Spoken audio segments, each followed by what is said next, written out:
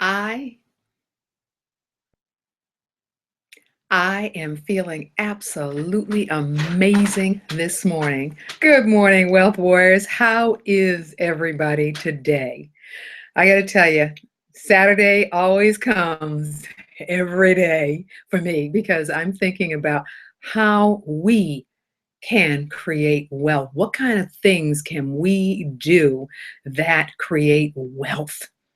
And I will tell you, the month of February is going to be amazing for all of you because I will be having authors from various books that talk about, take action about creating wealth in business. From now until the end of March, this first quarter is all about creating our businesses. See, the name of our business, whether we have a job or we own a business. We are the CEOs of Me Inc. And I've talked to us about this and I've said that we are the CEOs, and some of us don't believe it. And so, what we're going to do today is we're going to actually write the plan, Me Inc. 2016. That's right, we're writing a plan today on our businesses. That's right. And part of our business is actually our job. One of the things that Jim Rohn said, you've heard me quote it before, is that he had his full-time job. He worked his full-time job so that he could create his part-time wealth. Worked a full-time job so he could create his part-time wealth. And with that being said, wealth has a plan. Are we on autopilot, or do we actually have a plan? That's my question for us today. And throughout the remainder of this first quarter, that's what we're going to be talking about. So I want to start off by saying, good morning, Wealth Warriors. How's everybody doing today? I hope that you are feeling green, because that is the color of money. It is green. And I'll tell you what, no matter where it is in the world, the money could actually look like it is green. It could look like it's blue. It could look like it's yellow. It could look like it's brown. But I will tell you what, we know that there are only so many primary colors. And among those is green, and green does flow through most. Yeah, that's a fact. So, do you have your pen and paper? Because we're going old school. I know a lot of us, we keep everything on the tablet. We keep it on the computer. Today, it is pen and paper. We're going old school. You know why? Because I want you to feel it as you're putting it down. Some people say, oh, Brent, I can feel it as I'm typing. There ain't nothing like going pen to paper. Because I'll tell you what, when everything else crashes, guess what you have left? Pen and paper. They're still taking down trees to put them on paper. Now, I know several years ago, a vice president said, oh my goodness, we've got to get rid of all the paper. I'll tell you what, if you live in Massachusetts, it is a 4-point state. What does that mean? That means every agreement has 4 points. That means you have to sign your name to it. When you go to a closing on real estate, guess what they have? Paper. So we're going to go the paper route. And we're going to start to write our plan. What is our plan? All of us are CEOs of Me Inc. So it can be Me Inc. Brent Hardy. It can be Me Inc. Kelly McGovern. It can be Me Inc. Alina Lopez Thomas. It can be Me Inc. Laura Jordan. It can be Me Inc. Whoever you are. But the point is, it's Me Inc. for 2016. Now, most of us know, and you know what? I'm jumping right into things. I'll tell you what, at 1:15, I'll make the announcements. But right now, I'm just jumping right in. And our business plans, because that's what we're writing. We're writing a business plan. Now, we could call it an MSPP. Brent, what's an MSPP and what's the difference? An MSPP is a marketing and sales performance plan. That actually means that you do not need capital to open up, that you do not need capital because you're already engaged in business. It's very similar to a business plan. For those of us that do not own a business yet, it's a business plan. And a business plan usually means that you are looking for capital to run that business. You're looking for capital to get that business up and running. Everything that I'm talking about today is going to be a business that costs you less than $500 to open up your doors. Everything today is about a business that cost us less than $500. And if it's $499.95, it's still less than $500. So what we're doing is we're writing up a plan, the most expeditious manner to get ourselves to wealth. And you know what I'm going to say, what that plan is. It was noted in Forbes magazine in 2014. The cover of that magazine has Richard Branson on it. So you know that I am going to talk about a business that takes very little capital, is accessible by the internet, that we can run from the comfort of our homes. Now, that's for those that have not started a business. For those that have started a business, guess what? Your business is your profit center number one, whatever you're doing right now. In fact, if you are up, and we're not going to say what the acronym is because that's not fair. If you work a job, then that is your first profit center because that is dependable, reliable income that you know you fit in to your financial projections. So we're real clear about that. The second profit center is the profit center that is about the business that you either have or you are going to create.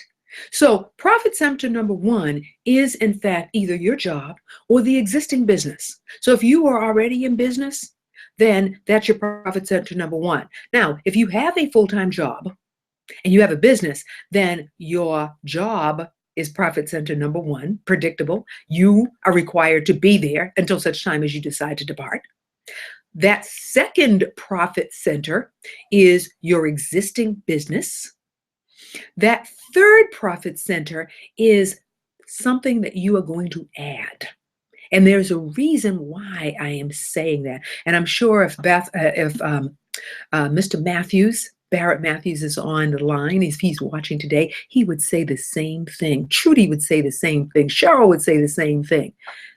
There is a third profit center that I'm going to suggest that you want to consider. Now, the irony of this all is that if you have three profit centers, you can do one of two things.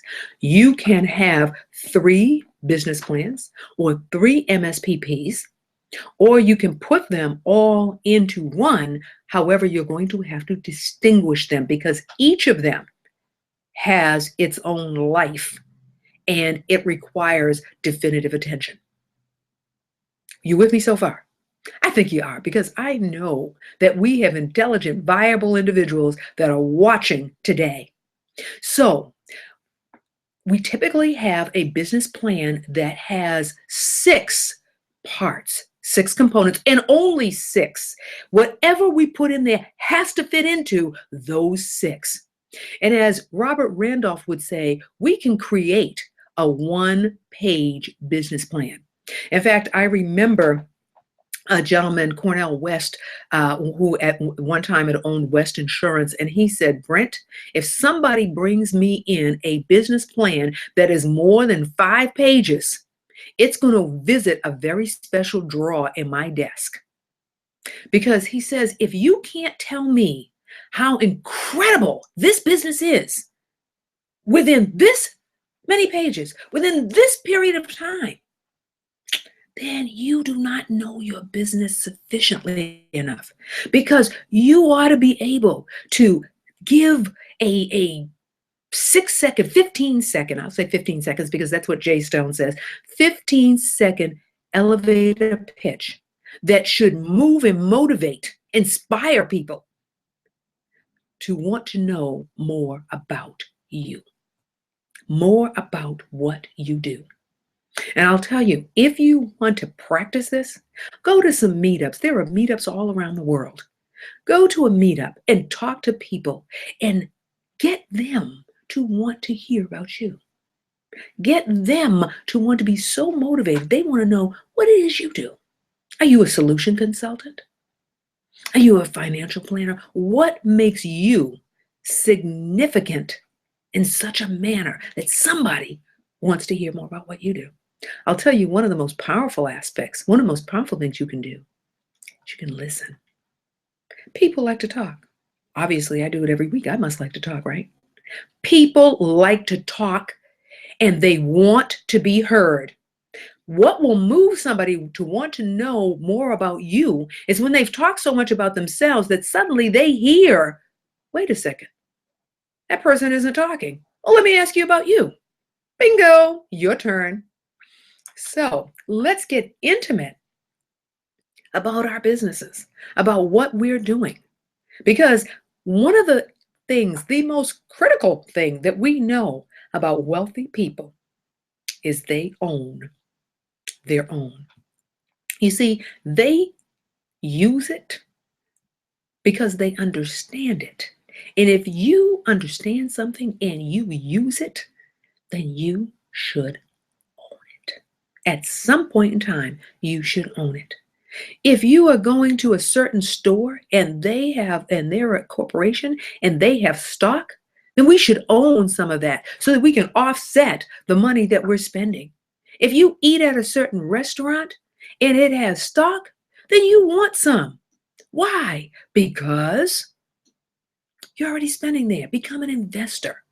My grandmother she'd only have two. If she saw that they were buying 100, she bought at least two. They buy this, she bought this, she bought this. She managed to save that money so that she could purchase in. And as a result of it, today, 22 years later, my grandmother has passed, and yet we are still receiving the dividends of her investment. Are you feeling me on this? Great. Okay, let's get this party started. The first portion or the first segment of your business plan is actually going to be the last thing that you do. That first segment is your executive summary. It's almost like your elevator pitch because it encapsulates everything else that's in the plan. It is the short story that lets a person know that you are very clear about what you're doing. Here's an example. You've heard me talk about Dubai. You know that that is my specialty in travel. Now, why is Dubai so fascinating to me? It is fascinating to me because the UAE has already made projections. They know what is happening to oil, and they know what their timeline is for oil to not be the great revenue stream for them. So now they are already planning 20 years in advance for the future. And the future for them is travel and tourism. It's also medical, but it's travel and tourism. So they are building everything huge. We are fascinated by Dubai. We want to go, we want to see because it's so huge. We can't imagine a building being 168 stories high, 65 stories high. We are just blown away by that. And we can go up to the 148th floor in less than 90 seconds. We are just blown away. That is a summary. And why is it a summary? Because I've already told you about the financials. I've already told you about where they're going to go. I've already told you about the timeline. And I've already said to you, they are starting now. It supports everything else that's in the plan. So this is your story, it's your plan. So the executive summary is going to come last. So I want you to ponder on that for just a moment, because that means everything else comes first. And more often than not, people try to write the executive summary first. They write it before they even know how they're going to make money and what their projections are and what the expectations are. Wrong answer. Now, I want you to ponder on that for a moment while I share and make some announcements.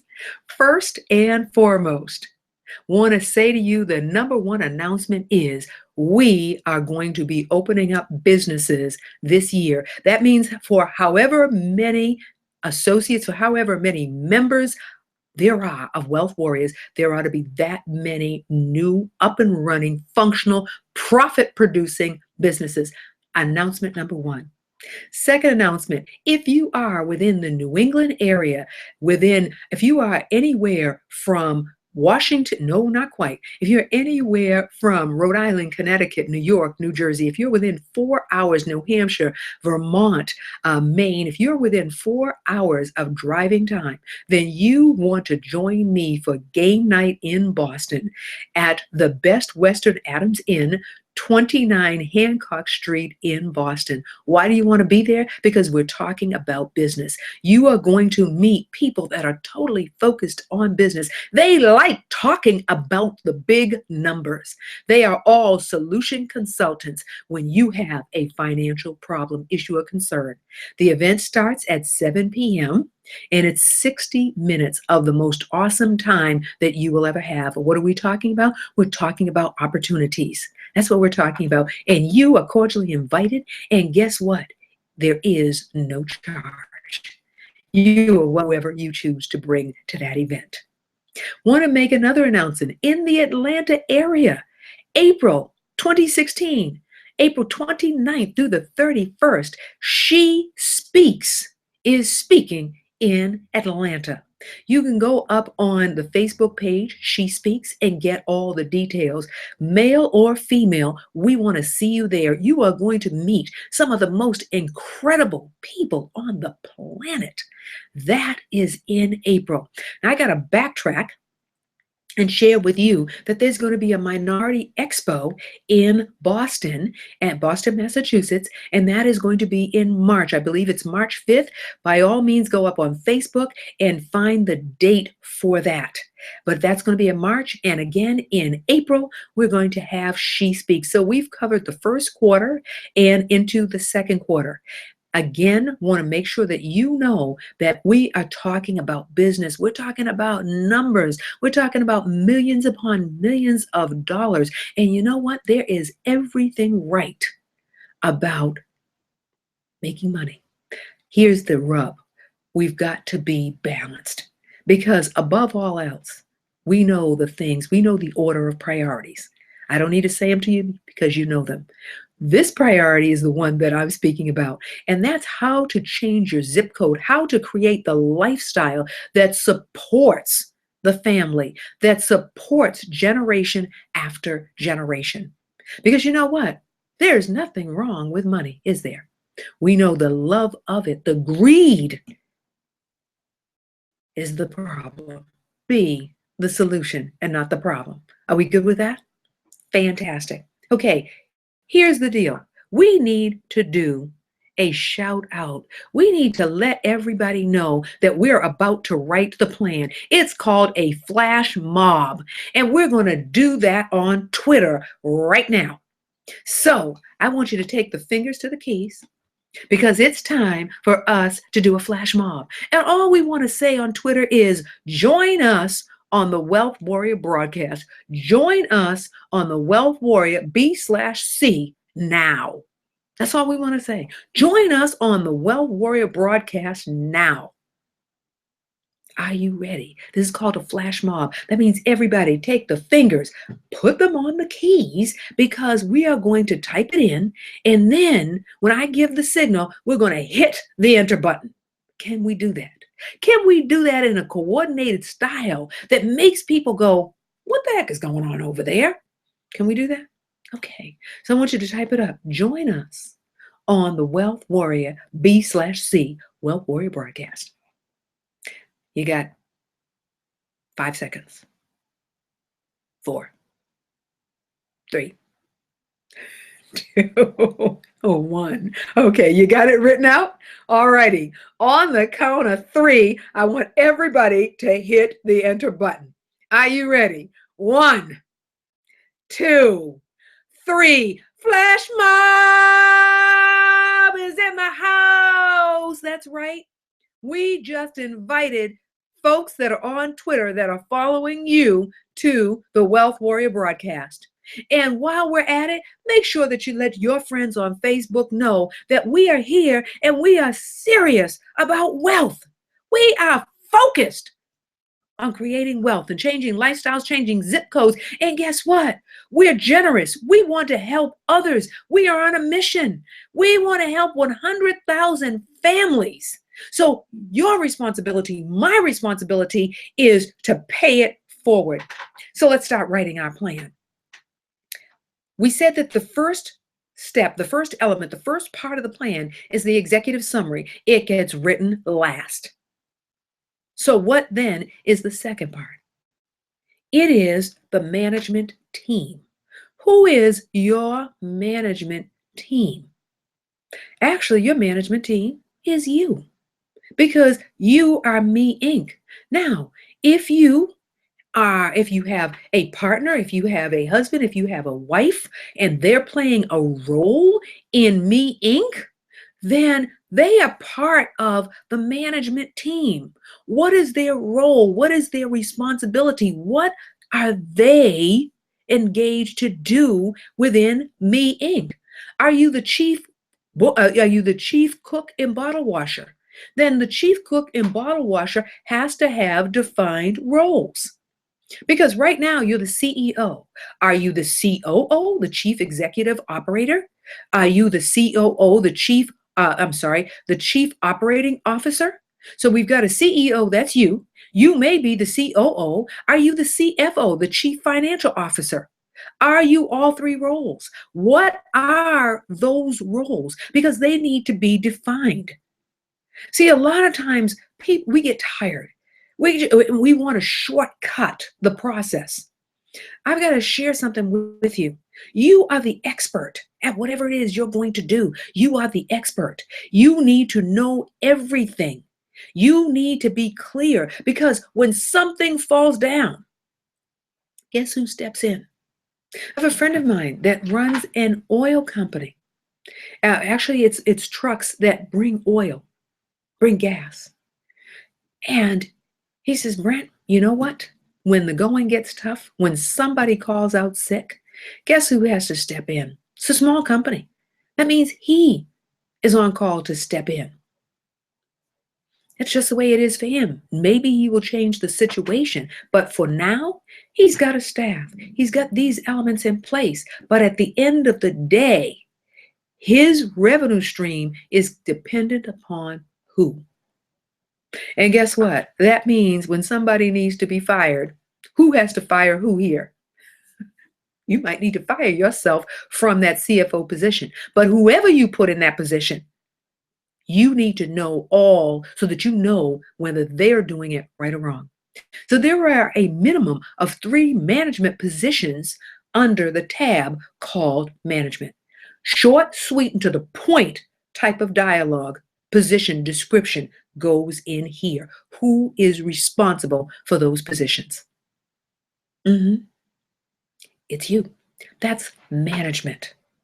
And there has to be clear, defined description, short, sweet, and to the point, but so clear that anybody that's reading it that has business acumen understands that you know what you're talking about. It's not just to put CFO and just leave it blank. What is this CFO about? Because it's your skill set that brings things to the table. Absolutely. We go from the management, the day-to-day, the month-to-month, and we move into the next part, part 3. Part 3 is your marketing plan. How are people going to know about you? We should ponder on that moment. I need a sip. Who's got their coffee with them this morning? Because coffee is good. But I've got tea this morning. It is nice and spicy chai tea. Who are chai tea drinkers out there? So, the marketing plan. How are we going to get ourselves from here, where we have written it down, out as a beacon into the marketplace? What are we going to do? What are we going to study? How are we going to get it out there? Are we going to use social media? Are we going to physically go place to place? Are we going to attend meetups and spread the word? Are we going to visit Chamber of Commerce's and spread the word? Are we going to hire someone? Now, I'll tell you what, more often than not, people like to hire someone. I learned something from a dear friend, Ace Moultrie, when I wanted to open up a hair salon. And Ace said something incredibly powerful to me when he said, well, tell me a little bit about how you're going to run this and how this is going to work. And at the end, he said, well, the one thing that you haven't said to me, Brent, is I'm going to go and get a license. And I went, well, I don't need to get a license. They'll have licenses. I'm going to manage the shop. I'm going to take the money in. I'm going to manage the shop. And he said to me, Brent, what happens when the hairstylist doesn't show up that day? Who's going to handle those customers? And I stopped. That's me with my fingers on the table.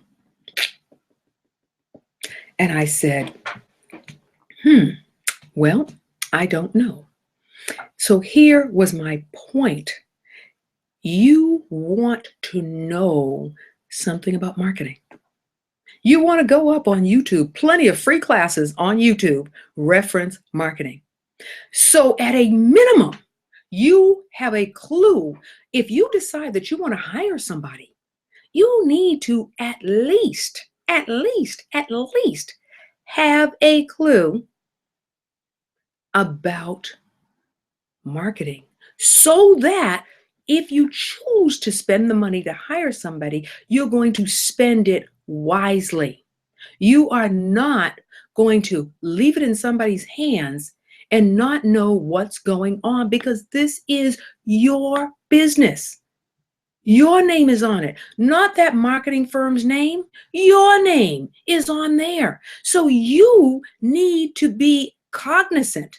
You need to be able to know what you want to ask for. Doesn't mean you have to do everything, but you want to at least have a clue. And I got to tell you, when it comes to social media, have a clue, then find a teenager. Give them some money because they know. But you got to be careful, because they need to say what you want said about your business. So marketing is critical. Not only that, who are you looking to attract to your business? So what is the age range? Is there a cultural range? Is there an age range? Who is your product best suited for? That's all a part of marketing. So it's not just about, let me put this here, here, and here. It is, let me know who, in a sentence, who is my market? So that I then know where and how I need to function within that market. Again, writing it down. Not everybody wants what you're selling.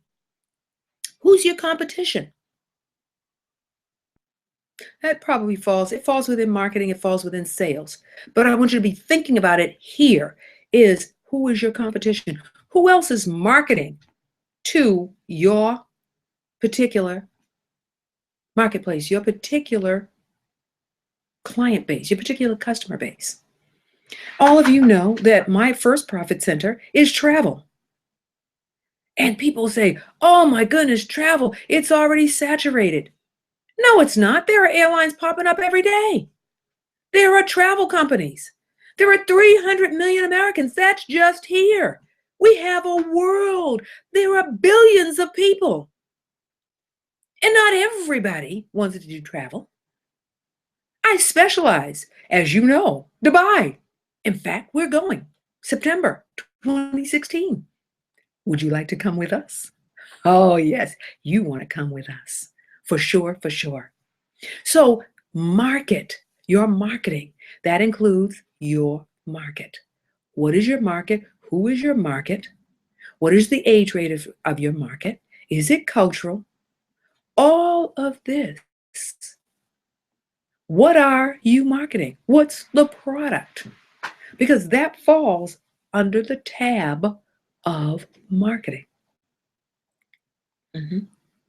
Now we move from there to sales.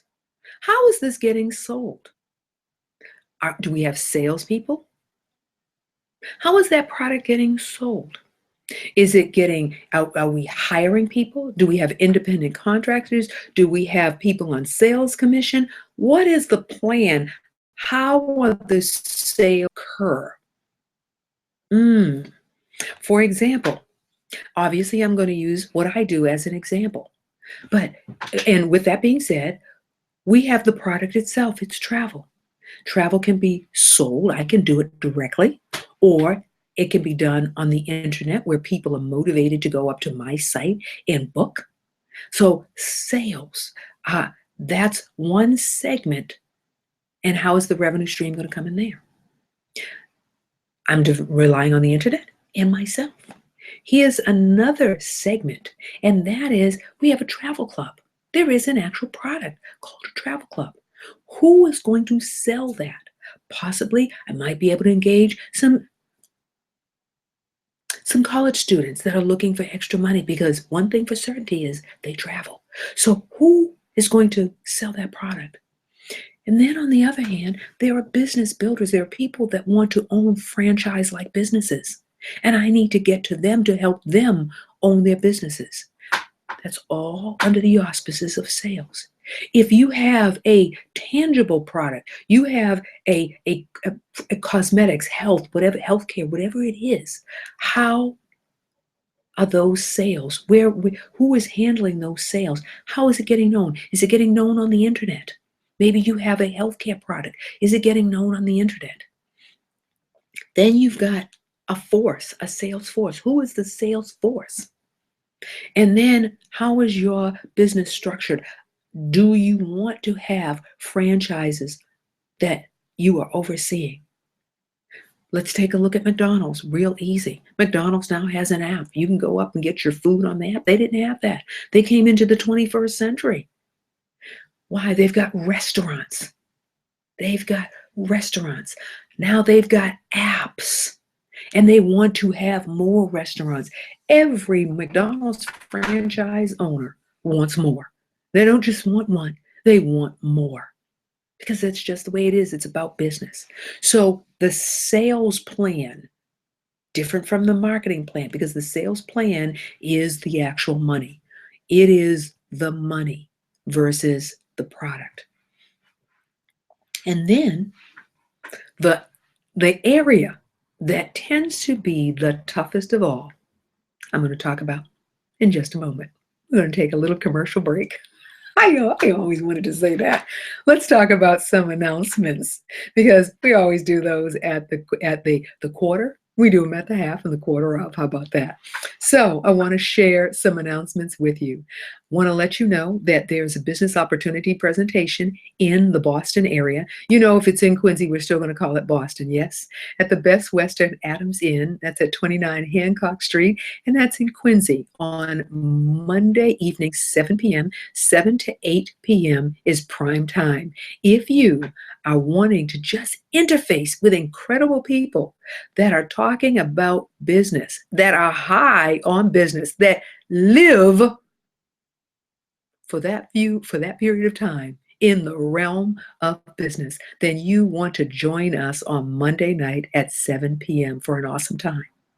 On Wednesday evening, this upcoming Wednesday, Brent Harding is going to have a Dubai Travel Club event at 116 Hutchings Street in Dorchester, Massachusetts, also known as Boston. Boston is the city, Dorchester is the town. We're going to be talking about going to Dubai. I'm going to share the cost, the things that we need to know, items that we need to have so that we are totally prepared, and we're going to have your payment plan. If you want to pay in installments, you'll be able to do that. First installment will be due in March, and that's going to be on Wednesday right here in Studio 116. That's right, Studio 116. If you want more details, you're certainly welcome to call me at area code 617-438-7949. Also, you can go up on my events on Facebook, and you'll see that it is listed, and I'll have some more detail by Monday on the tradition to share with everyone. How about that? March in Massachusetts is a Minority Business Expo. It's being featured on Facebook. If you are a business owner, then you want to be there. If you are thinking about opening up your own business because you know wealthy people own businesses, then guess what? You want to be there. You want to either feature or you want to listen and find out what's going on. And then the coup de grace is in April, April 29th through the 31st. She Speaks is speaking in Atlanta, Georgia, and you want to be there. And yes, I am going to be there. Boston is going to be in the house. There are a number of us that are going to be there. So those are the announcements. If you have announcements that you want us to know about, please go ahead and put them up on our feed so that we can share those with everyone. So go ahead and put those on the feed because we want to know what's going on in your neck of the woods. Okay, with that being said, let's get back to the agenda at hand. What we're talking about is Me Inc. Whoever you are, it is you Inc. But we're calling it Me Inc. Brent Harding 2016. Me Inc. Alina Lopez Thomas 2016. Me Inc. Kelly McGovern 2016. Me Inc. State Representative Gloria Fox 2016. We are talking about the Me Incs. That's what we're talking about. We've said that the executive summary cannot be written yet. It can't be written because parts 2, 3, 4, 5, and 6 are not written yet. And until they are written, the executive summary can't be written because the executive summary is a compilation. It is a few sentences that are so narrowly defined, yet tell an incredible story from you to the product to the financials. It tells the story. You know, think about an article that you'll read in the newspaper. It's 1,500 words generally. An article in a magazine. You've got to encapsulate everything in 1,500 words. You got about 500 words for the executive summary, maybe 1,000. Think about it as a Twitter. Twitter gives you 160 characters. You better tell your whole story in 160 characters. And in this case, there are no abbreviations. Yeah. Now, in order to prepare for the executive summary, we're going to start with part 2, and that is the management team. Who is the management team? Who is the CEO, the COO, the CFO, and any of the are part of this management team? And the most fascinating aspect of this is dependability. I know it's fascinating, but it's necessary. So we're not going to put Billy Bob up there if Billy Bob hasn't bought into your plan. Because whoever is there is buying into your plan. If it's a husband and wife, it's a boyfriend and girlfriend, whoever the case may be, if it's the family, who buys into this plan? Because this is the written plan that we're working off of. We're going to go from there to the marketing tab of your plan. Whether it's a business plan or it's a marketing and sales performance plan, we're going to talk about the market. What is your marketing plan? You want to get some lessons on this? Head on up to YouTube. Put in marketing. Start watching the videos. You want to get some more? Watch Shark Tank. Because stop and think about how quickly those folks that are coming in have to tell their story. Practice it out because it is your story. And then be prepared for the questions. We want to move from marketing into sales. How is this going to get sold? How is this going to get sold? That's what we're talking about. How does it get sold in the marketplace? Who is the sales force of the sales team? Is it all about you? That's what we want to know. Who is it about? And then from there, we move to the next segment that we haven't talked about yet, and that is the financials. The financials, the financial projections. This is where more often than not, people stop. They do everything else, and when they get to the financial projections, it takes a Dixie. It takes a nose dive. And it is amazing how that, in fact, happens. It goes south because people say, well, I don't know how to do the projections. Guess what? YouTube. You know, whether you have an accountant or not, you still are responsible for knowing your numbers. I remember, I'm going to say back in the day, okay? I remember a time when one of the CFOs for an entity, for a state agency, was reviewing the plan for a gentleman that was looking for financing. And the gentleman brought his accountant with him. And the state agency representative shook his hand, said, nice to meet you. I'll tell you what, there is a coffee component. There's a coffee room. Like, you go down, grab a cup of coffee, watch TV for a little bit. I want to talk to Johnny Business Owner. And Johnny Business Owner suddenly was frozen. He's like, well, my accountant is going to come in here with me. And the state rep said, no, that's not going to happen. See, this is your business. You need to tell me all elements of your business.